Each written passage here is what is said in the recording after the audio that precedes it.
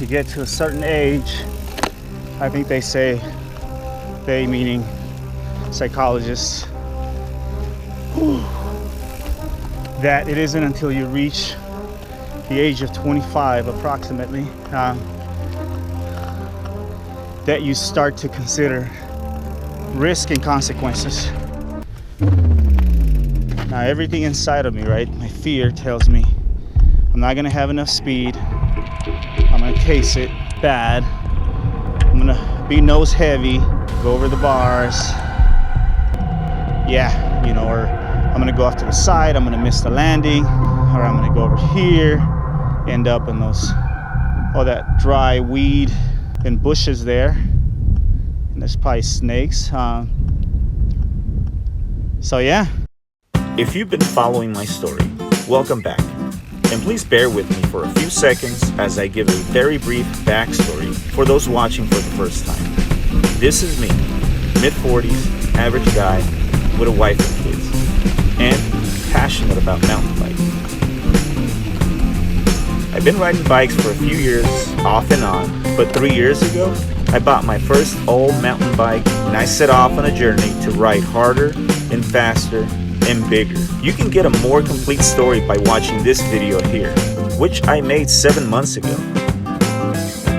Some of the footage in that video was shot here in Sycamore Canyon, Riverside, because this is where I first began to practice my jumps.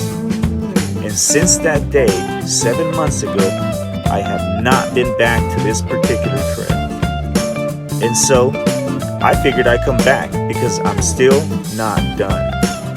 I'll explain what I mean by that here shortly. But first, let me show you the trail.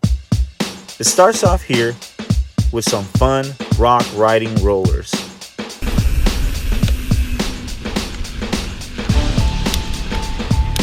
Followed by this small but kind of long gap jump. It's so small it might as well be a tiny tabletop. Then you come around and you rail this berm, which launches you forward towards this jump here. That could also be somewhat of a drop if you stay to the left of it. A few pedal strokes after that gives you the speed needed to clear this gap, which is sort of a step up. And this is as far as I got 7 months ago.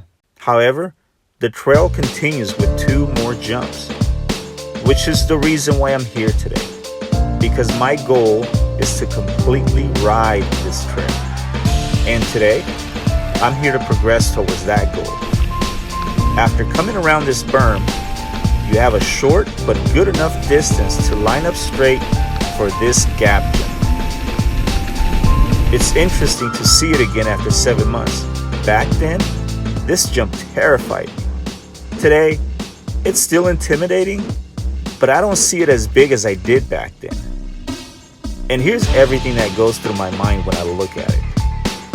I need to have the right speed to clear it without overshooting it, or worse, coming up short and casing it.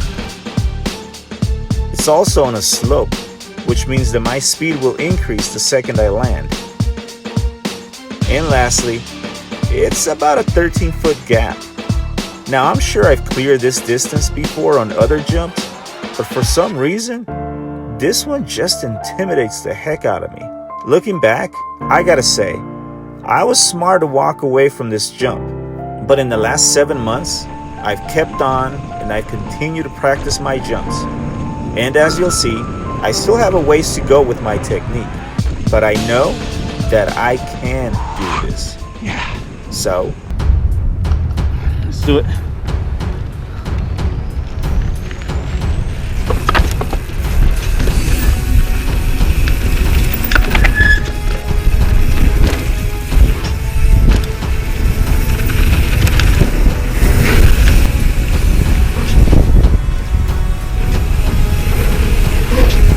as I mentioned earlier, my goal is to complete this trail, and today I made some pretty good progress.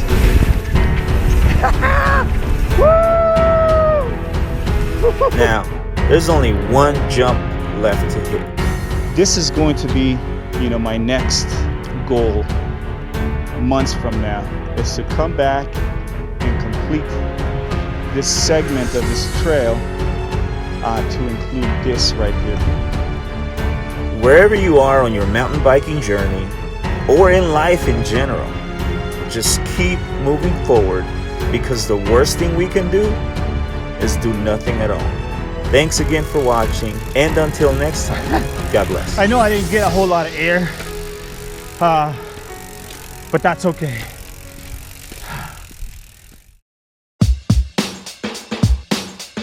If you've not had a chance to check out my store, the link is in the description. Here are 3 shirts you can find on there, and there's different colors and other stuff, so check it out. Thanks.